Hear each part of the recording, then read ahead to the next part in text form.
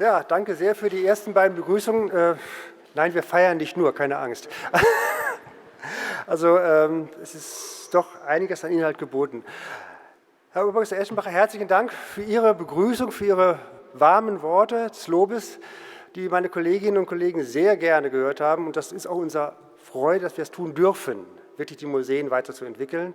Und natürlich herzlichen Dank, dass wir hier bei Ihnen sein dürfen, auch wenn noch nicht ganz alles fertig ist, aber Sie haben da viel getan schon.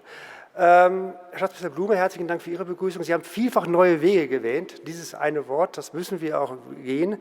Aber ich möchte erstmal ganz herzlich mich bedanken für die Stelle, die wir jetzt haben für die Sicherheit. Das war mit Ihrer Hilfe. Und herzlichen Dank dafür, weil das ist, glaube ich, ein wichtiges Thema, wo wir die Museen weiterbringen müssen. Sie haben es gesagt, es gibt neue Herausforderungen. Dann natürlich mal begrüße ich auch ebenfalls den Kollegen Kürzeder hier. Ganz herzlichen Dank, dass wir hier bei Ihnen sein dürfen. Und wir sind alle vom Museum gekommen und wissen, was es heißt, ein Haus einen Tag lang zu schließen für unsere Tagung. Herzlichen Dank dafür. Dass Sie gerade umbauen, okay, ein bisschen Geräusch haben wir, aber dass Sie schließen für uns, ganz herzlichen Dank.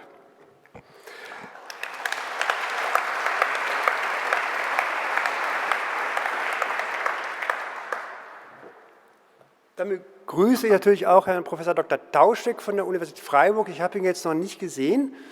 Da, okay. Er wird gleich die Keynote zu uns sprechen und wahrscheinlich das Thema Depot bewahren von einer höheren Flughöhe aus betrachten. Und danach gibt es sozusagen in die Arbeitsvorträge. Und natürlich unsere beiden Auslober begrüße ich. Herrn Krenzler von der Versicherungskammer, Vorstandsmitglied von der Versicherungskammer, für den Museumspreis. Herzlichen Dank, dass Sie weiter an unserer Seite sind, um diesen Museumspreis ausloben zu können. Und Herrn Dr. Krüger von der Bayerischen Sparkassenstiftung, genau, so rum. Und dass wir mit Ihnen zusammen seit Jahren den Vermittlungspreis ausloben dürfen. Herzlichen Dank, dass wir auch dieses weiterhin fortsetzen können, dürfen und dann auch gleich die Preise verleihen dürfen.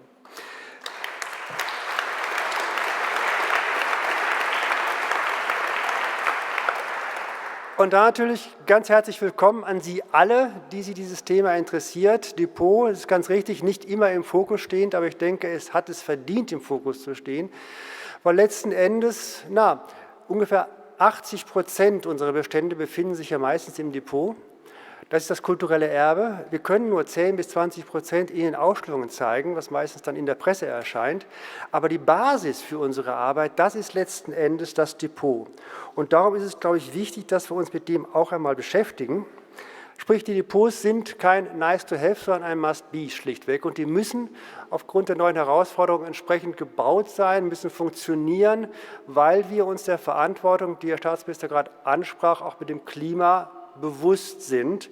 Und da möchte ich ein paar Herausforderungen, ein paar Rahmendaten letzten Endes jetzt einmal kurz Revue passieren lassen. Ja, Energiekrise ist im Grunde nichts Neues. Vor genau 50 Jahren hatten wir das schon mal, 1973, wo auf Grundlage des ausbleibenden Öls die Autobahnen zu recht komfortablen, breiten Fahrradwegen wurden. Und in der gleichen Zeit gab es auch dann die ersten Entwicklungen zu technischen Neuerungen, zu welchen zu sprechen kommen, bei den Museen, Stichwort Klimaanlagen. Ein Jahr zuvor hat der Club of Rome genau die Grenzen des Wachstums schon mal publiziert, in dem es ganz klar formuliert wurde, dass ein Weiter so, dieses Paradigma der Moderne, immer mehr, immer weiter, wahrscheinlich auf unabsehbare Zeit nicht zu halten ist. Und im Vorwort konnten wir auch damals lesen, dass halt der Weltgemeinschaft schon ein Stammbuch geschrieben wurde, dass man damals dachte, man hätte noch ein Jahrzehnt Zeit, um Bevölkerungsexplosion, Klimafragen, aber auch weltweite Kooperation und Kriege in den Griff zu kriegen.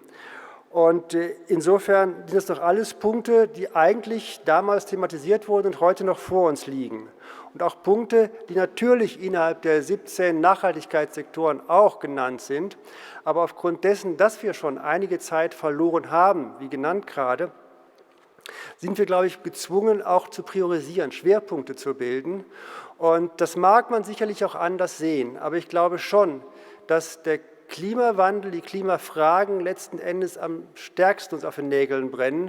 Und ich möchte es mal so formulieren, der Klimawandel ist sicherlich, wo die Begrenzung und die Bearbeitung und das Obsiegen dessen ist nicht alles, aber ohne ihn ist alles nichts im Endeffekt. Also da müssen wir wirklich aktiv ran und wir wissen als Museen, dass wir dort auch unsere Aufgaben haben. Und es ist nichts Neues. Ich habe mal ein bisschen gekramt in einer alten Tagesschau von 1995, vom 17. März.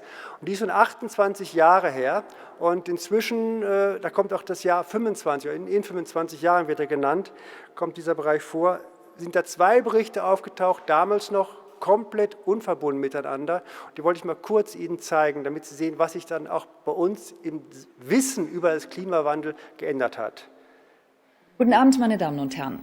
Der deutsche Steinkohlebergbau kann bis 1998 fest mit ungeschmälerten Subventionen rechnen. Das ist das Ergebnis der ersten Gesprächsrunde zwischen Koalition und SPD-Opposition in der vergangenen Nacht in Bonn. Nach ihrer Einigung sprachen beide Seiten von einem gelungenen Start in neue Energiekonsensgespräche. Bei den Verhandlungen wurde für die Kokskohlebeihilfe, das sind Subventionen für den Einsatz der Steinkohle in der Stahlindustrie, noch keine abschließende Regelung gefunden. Aus Bonn, Markus Schmidt. Die Damen und Herren hauten sich so einiges um die Ohren. Das Kohleland Nordrhein-Westfalen, so war zu hören, fuhr schwerstes Geschütz auf.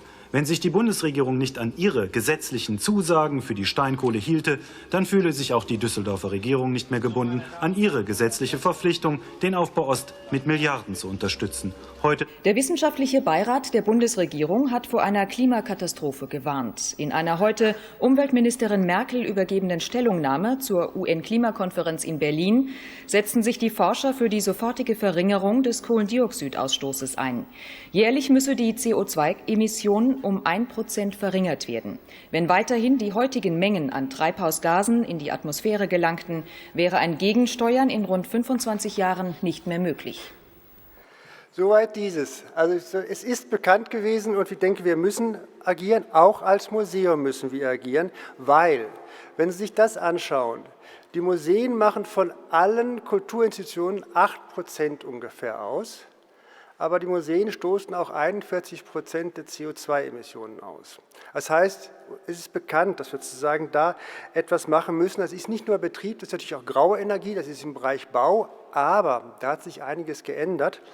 In der Hinsicht, dass die fossilen Energien immer teurer werden, wird sozusagen die Betriebskosten immer größer, immer aufwendiger und diese Relation, früher war es mal, dass nach 20 Jahren haben die Betriebskosten, die Baukosten überflügelt, die verkürzt sich immer weiter und das heißt immer stärker zu sagen, müssen wir im Betrieb darauf achten, nicht nur wegen CO2, auch wegen den Kosten, wir müssen ja auch sozusagen das Ganze finanzieren, entsprechend zu arbeiten. Das heißt, wir müssen uns konzentrieren auf unsere Stellschrauben, wo wir was machen können. Und da hat jetzt ganz aktuell die Hamburger Museen 11:0, also 11 Museen, wenn es geht, 0 CO2-Emissionen, eine Erhebung gemacht. Und das ist ganz interessant zu sehen.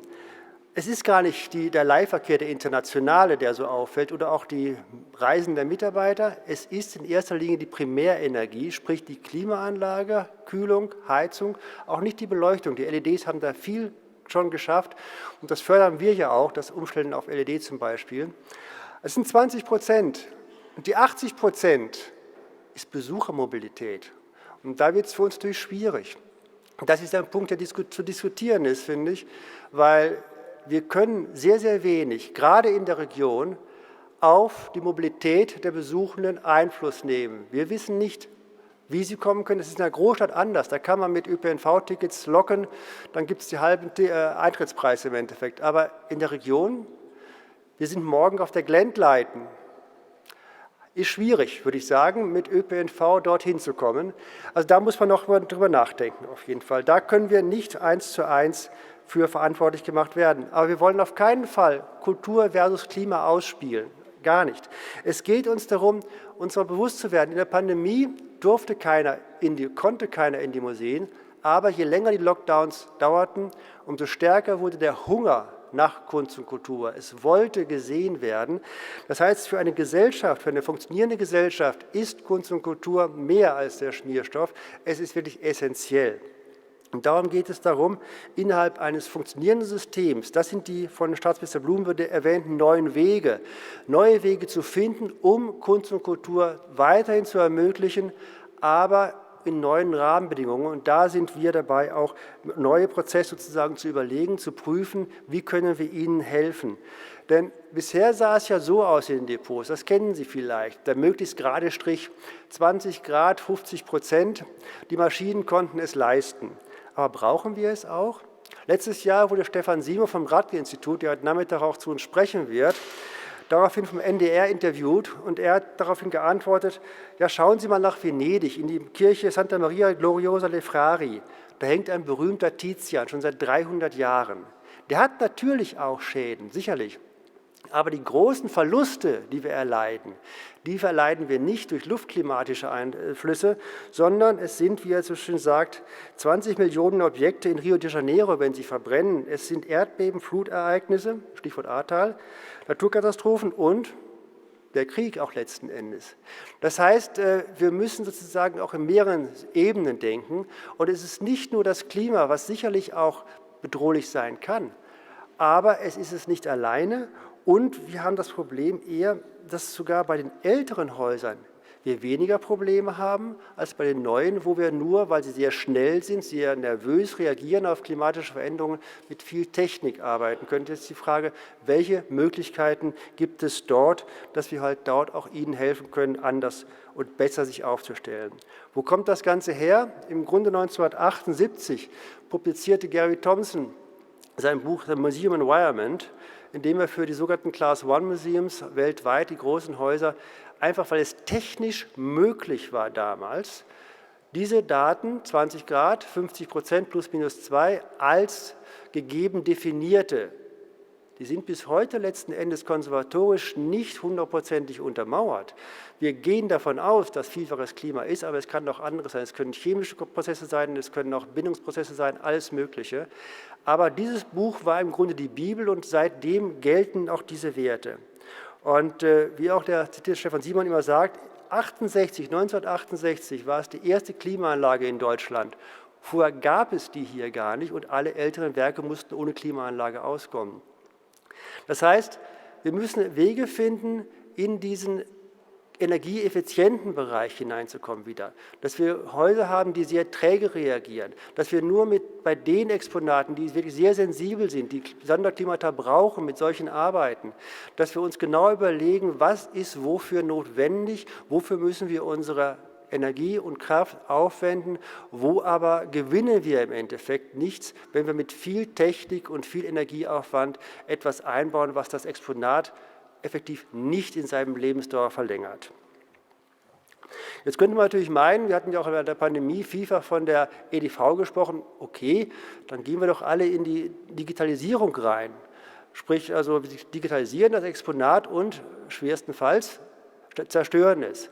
Das sind übrigens Formulierungen, die stammen von 1839 bei der Erfindung der Fotografie. Da hat man auch gesagt, wir fotografieren die Kirche, dann können wir sie abreißen, wir haben sie ja fotografiert. Das kann man nachlesen. Das war so. Aber auch das Digitale gibt es nicht umsonst. Das sind jetzt Zahlen von 2007. Wenn man das Internet umrechnen würde als Land, war 2007 der CO2-Ausstoß des Internets zwischen Deutschland und Japan gelegen. Ich schätze mal, er wird heute auf Platz 1 liegen. Also das ist wesentlich stärker. Jeder Klick kostet ungefähr 40 Watt, müssen Sie bedenken. Das heißt, was können wir denn machen? Wo müssen wir ran an den Betrieb? Depot zum Beispiel. Was sind die Unterschiede? Und zuallererst kann man sagen, ein Depot ist ein Depot ist ein Depot. Also würde ich mal sagen, dass der Unterschied sind die Menschen. Im Depot habe ich keine Menschen. Das heißt, zur Not brauche ich da auch keine Frischluft, weniger Sauerstoff. Ich kann ganz anders mit Temperaturen arbeiten. All das, was ich im Museum nicht machen kann. Wir müssen zwischen den beiden Bereichen unterscheiden und für jeweils diese beiden Bereiche die optimalen Lösungen finden, dass jeweils das Museum als auch das Depot wirklich optimal reagieren kann. Welche Gebäudehülle, welche Möglichkeiten haben wir? Das ist übrigens keine Utopie. Diese Depots, wie Sie von Ihrer Seite aus auf der linken Seite sehen, die kennen Sie vielleicht auch, stammen aber nicht aus Bayern, keine Angst, ist ein Depot aus Dänemark. Aber dieser Depotzustand brachte dann die Regierung von Südjütland dazu zu sagen, Leute, wir müssen reagieren. Und die haben dann in Welje ein Regionaldepot aufgebaut für 16 Museen. Das sehen Sie sozusagen rechts daneben. Und dieses Depot wurde sozusagen zu einer Art, ich will nicht sagen Blaupause, auf jeden Fall einem Vorbild, 2005 ans Netz gegangen, seitdem wird es gemonitort, extrem Low Energy letzten Endes und wurde auch dann, ich komme gleich auf das Letzte, auch für andere Depots zum Vorbild. Und Amersfoort, wofür wir heute Nachmittag, der Kollege Wim Huben von Amersfoort ist auch dankenswerterweise hier und wird einen Bericht halten. Das ist das zurzeit wohl modernste Kunstdepot in Europa. Die Kollegen aus den Niederlanden waren in Dänemark, haben sich die ganzen Archive und Depots angeschaut und dann ein sogenanntes Dänemarken-Konzept auf den Tisch gelegt als Grundlage für die Entwicklung in Benelux. Und daraus möchte ich mal kurz einen Absatz zitieren. Da geht es zwar um Geld, aber Geld ist im Endeffekt auch Energie. Zitiert: Die Energiekosten der besuchten Depots in Dänemark resultieren aus etwas zusätzlicher Heizung im Winter, nicht in Ribe, das ist ein Schwesterdepot von Welje, und Entfeuchtung im Sommer. Der Energiebedarf beträgt ca. 1,5 Kilowattstunden pro Kubikmeter pro Jahr. Die Kosten für 1 Kilowattstunde betragen in den Niederlanden ca. 14 Cent, übertragen auf 1 Kubikmeter dann 21 Eurocent. So, das Kulturerbeamt in den Niederlanden verfügt derzeit über ein Depot von 7.000 Quadratmeter mit einer durchschnittlichen Höhe von 5 Metern. Die Gesamtvolumen beträgt 35 Kubikmeter. Die Energiekosten nach dem Dänemark-Konzept belaufen sich somit pro Jahr auf 7.350 Euro. Nach dem herkömmlichen Technik auf 200.000 Euro. Das ist ein kleiner Unterschied. Und insofern, glaube ich, können wir was machen. Das ist nicht nur ein Unterschied im Betrieb, das ist ein Unterschied auch in den Baukosten. Und dann können wir vielleicht auch Depots bauen, wo wir vielleicht bisher keine Depots bauen konnten, weil wir einfach es finanzieren können. Und das sind sozusagen ein paar Rahmenbedingungen, ein paar Eckdaten, die ich hier einfach in der Einführung des Bayerischen Museumstags formulieren wollte. Und ich hoffe, dass wir jetzt in den weiteren Vorträgen weitere Ansätze finden, Ideen finden und in den Gesprächen, wir feiern auch ein bisschen, dass wir halt dort weiterkommen. Wir sind sozusagen gerne bereit und hoffen mit einem neuen Projekt, Kurt Brune ist auch unter uns, da geht es um diese Low-Energy-Projekte, Konzepte für Depot und Museen, diese Best-Practice-Angebote zusammenzusammeln, versuchen auch mit zum Beispiel SMB, mit Berlin zusammenarbeiten, kooperieren, um dort weiterzukommen, um neue Konzepte für Sie zu entwickeln, damit wir unserer Verantwortung gerecht werden können, weil wir wollen Kunst und Kultur nicht verhindern, weiß Gott nicht, gerade das Gegenteil, wir wollen das ermöglichen, wir wollen, dass es weiterhin lebt, aber wir haben einfach auch diese Verantwortung zu tragen, uns der zu stellen, weil wir wissen alle, es ist 5 oder 4 vor 12, wir haben nicht mehr so viel Zeit. Und darum möchte ich auch noch mal ganz herzlich den Aufruf von Herrn Staatsminister Blume unterstreichen, EFRE. Die Kollegen stehen dort vorne, 2 an dem Stand, an der Tür. Wenn Sie Fragen haben, wenden Sie sich an die. Es ist die Möglichkeit, dort wirklich energetisch Ihr Museum aufzurüsten. EFRE trägt 40%, aber Sie hatten den Kulturfonds genannt, der trägt auch nochmal 30% zur Not. Wir sind bei 70%.